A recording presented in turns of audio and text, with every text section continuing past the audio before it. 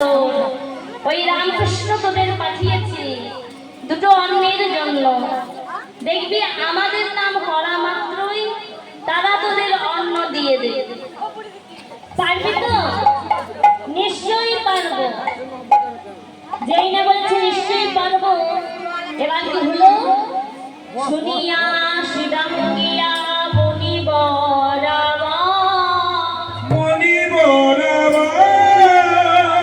রাম কৃষ্ণ অন্ন মাগে কি কহ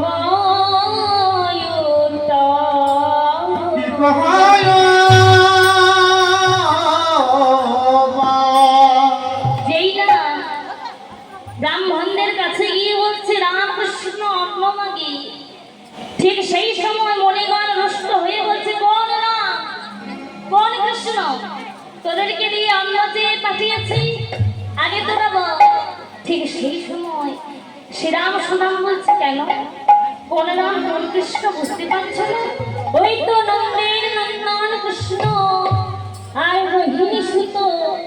বলো, যেই না বলেছে রামকৃষ্ণের পরিচয়, রামকৃষ্ণের পরিচয় শুনি মুনিগণ ক্ষিপ্ত হয়ে গিয়ে বলছে বাবা ওই গোপের নন্দন হয়ে তোদের যোগ্য অন্ন খাওয়ার বসনা, এত বড় শ্রদ্ধা তোদের, ওই গোপের ছেলে হয়ে কিনা যোগ্য অন্ন খাবি?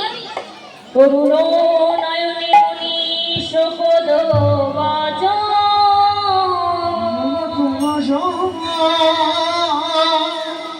ক্ষিপ্ত হয়েছে, রেগে গিয়ে বলছে এত বড় শ্রদ্ধা, এখনো দেবতাকে অন্ন নিবেদন করা হলো না, সেই নিবেদন করা অন্ন তোদের তবু কেমন করে?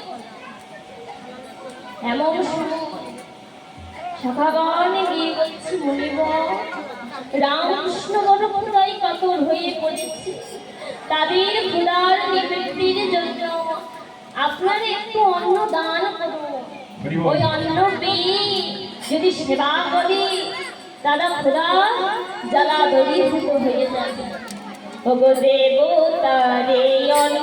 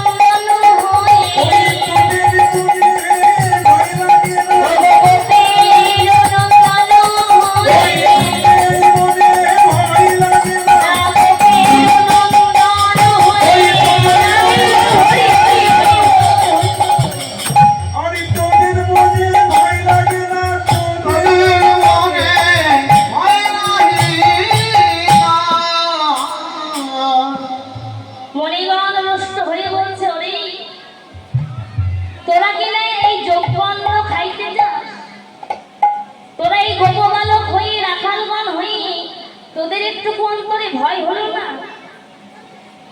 যে তোরা এই যোগ্য অন্ন খাবি? মনে গান নষ্ট হয়ে বলছে শোন ওই রামকৃষ্ণকে আমরা চিনি না, তারপর আবার বলছে শোন ভগবান যে হয়, ভগবান কি কখনো চেয়ে খায়? মনিগণ যারা যজ্ঞ করছে, যারা বাবা বছরের পর বছর ধ্যান তপস্যা করে তাকে পাওয়ার আশায়, তারা যখন আর যজ্ঞ করছে, এমন সময় গোপবালকগণ গিয়ে অন্ন পেয়েছে আর বোধে ক্ষিপ্ত হয়েছে। তা বাবা এই যে ব্রাহ্মণগণ বনমাঝে যজ্ঞ করছে, যজ্ঞ 3 বেলা করতে হয়, 3 বার, সকাল, দুপুর আর সন্ধ্যা। সকাল বেলায় যে যজ্ঞ হয় তাকে বলে প্রাতঃশব। দুপুর বেলায় যে যজ্ঞ হয় সেটা হলো মাধ্যম শব। আর সন্ধ্যা বেলায় যে যজ্ঞ হয় তাকে বলা হয় সান্ধ্য শব। আজকে এই দুপুর বেলায় যজ্ঞ হচ্ছে, শ্রবণ সত্যের অন্ত হলো যজ্ঞ। আজ যখন দুপুর বেলায় বনমাঝে যজ্ঞ হচ্ছে, গোপবালক গণ গিয়ে দাঁড়িয়েছে মুনিগণের কাছে। আর গিয়ে যখন অন্ন ভিক্ষা চেয়েছে, বলছে এত বড় শ্রদ্ধা, দূর হয়ে যা, বলছি দূর হয়ে যা, আমরা অন্ন দিতে পারবো না, এক্ষুনি আমাদের চোখের সামনে থেকে দূর হয়ে যা। যেই না দুজনে কৃষ্ণ নিন্দা শুনেছে, কর্ণের মধ্যে হাত দিয়ে তারা ছুটতে ছুটতে চলে আসছে। কানা ভাই, কানা, কানাই কানাই করে ছুটতে ছুটতে এসে কানাইকে জড়াইয়ে ধরেছে। কানাইকে জড়াইয়ে ধরি মনে মনে চিন্তা করছি, মনিগণ তারা এত কঠোর যে ভাই কানাইয়ের নামে নিন্দা করল। তাই বলছে শোন শোন, নিন্দা শোনে শ্রীরামাদি,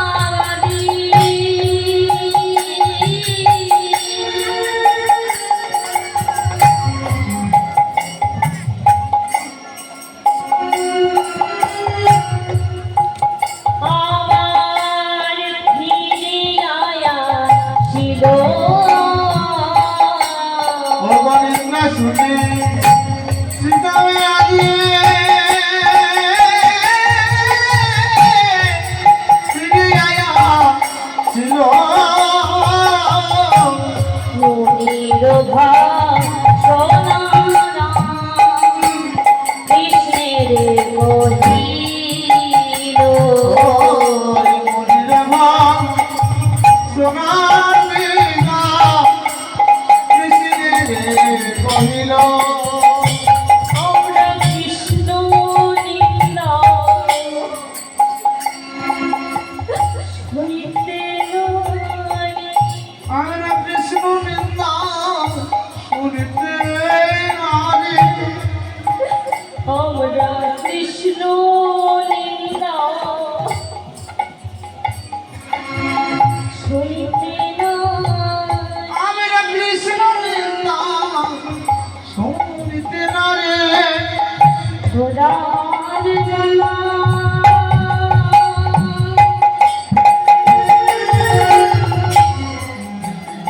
আমরা সইতে পারি, কৃষ্ণ নিন্দা সইতে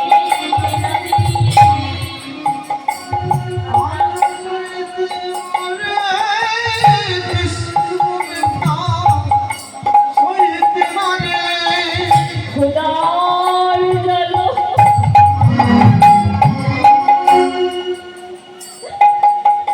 সইতে পারি, তবু কৃষ্ণ নিন্দা সইতে নারি।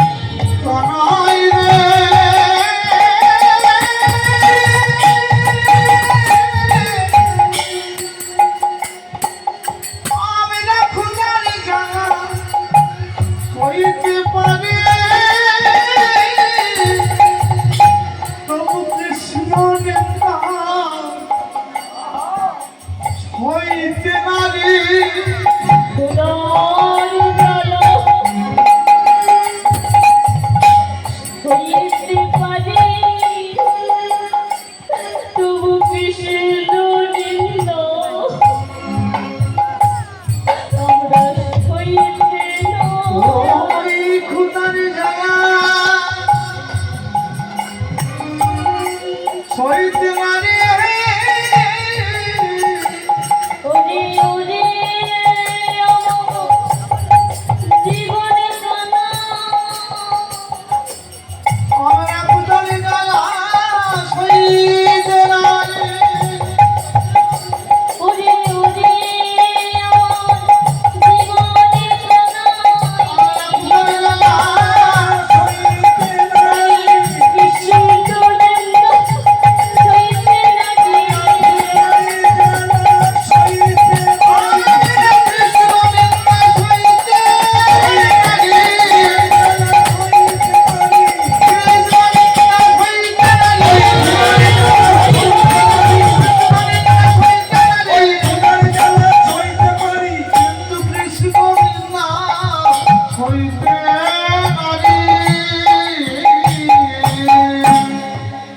যেই না কানাই কানাই বলে জড়াই ধরেছি কানাই বলছে ওরে সখা অন্ন কোথায় তোরা ব্রাহ্মণদের নিকটে যাসনি অন্ন আনতে খালি হাতে ফিরে এলিতে বলে ভাই ভাই আমরা আর অন্য সেবা করতে চাই না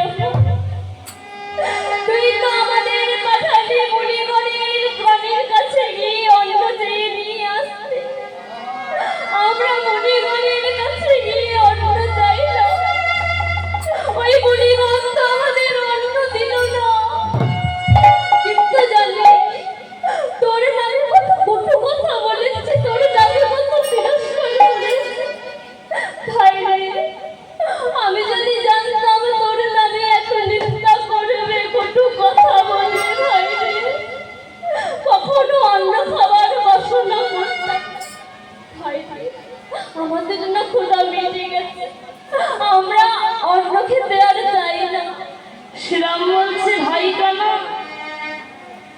তোর নিন্দা শ্রবণ করার আগে আমাদের কেন মরণ হলো না ভাই আমরা খোদার জ্বালা সইতে পারি তবু কৃষ্ণ নিন্দা সইতে নারী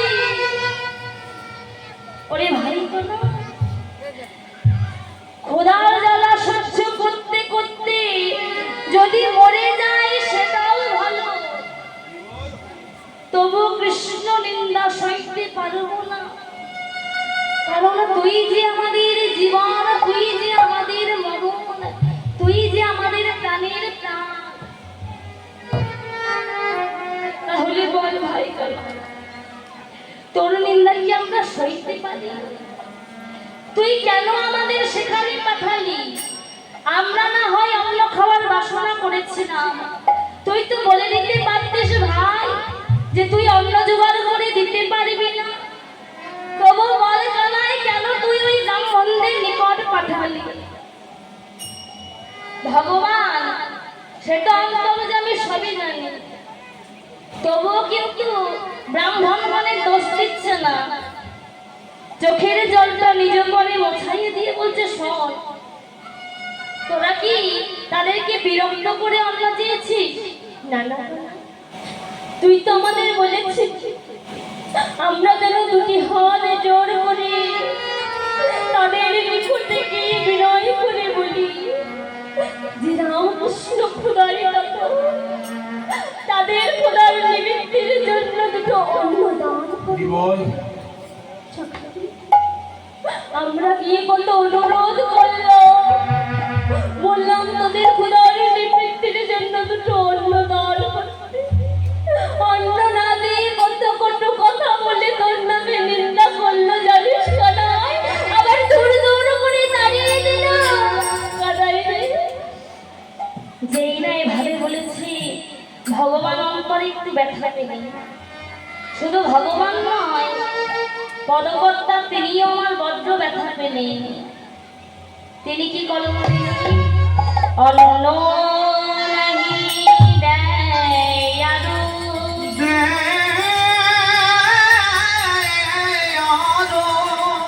কহে গো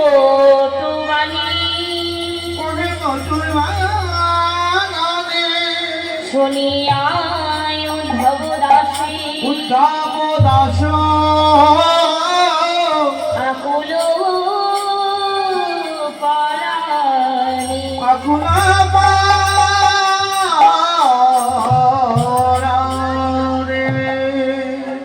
পরবর্তা বড় দুঃখ পেয়ে বলছে, হায় হায় ওই কঠোর প্রাণ মনীষীগণে, কি কঠোর বাক্য তাদের।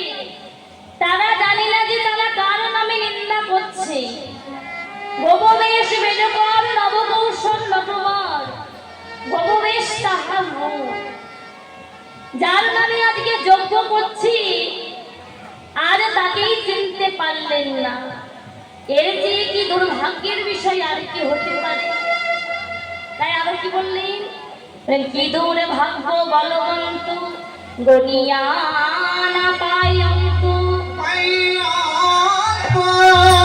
জ্ঞান কাণ্ডে মুগ্ধ মুনিগণ, যার নামে নিবেদনে অন্ন মাগে সেই জন, সেই জন তারে অন্ন না কইল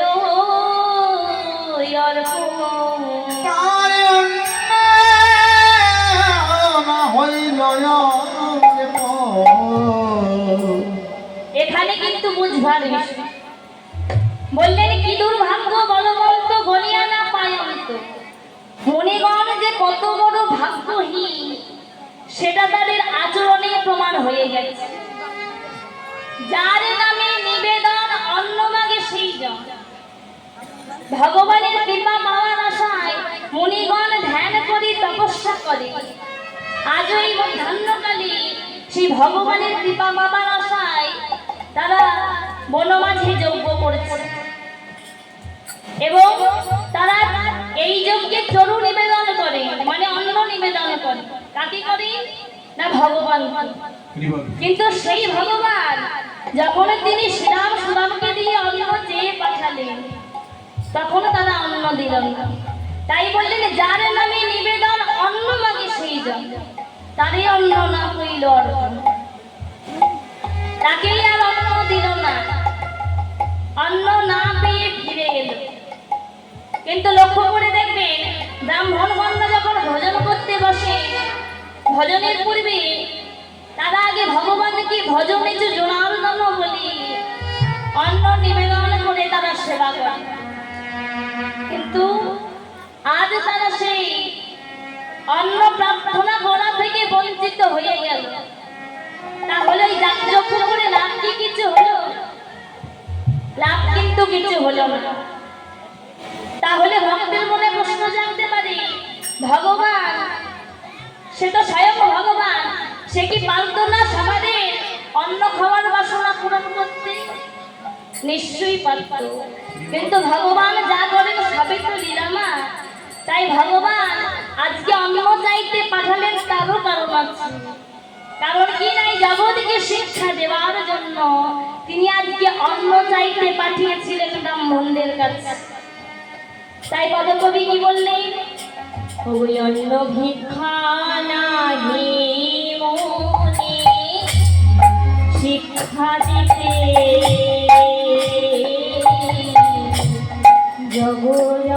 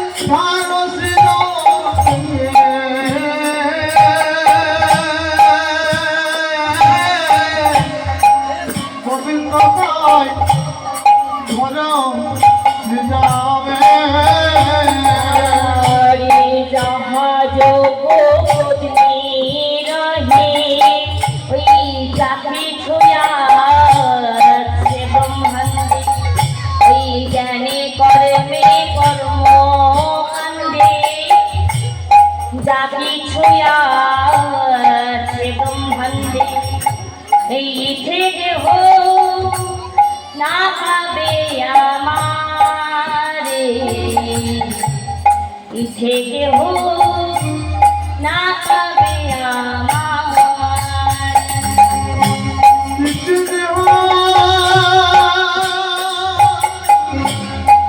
না জানে আমারে কিছু দেহ না জানে আমারে গোবিন্দ মেলে না ওই গোবিন্দ মেলে না গোবিন্দ মেলে না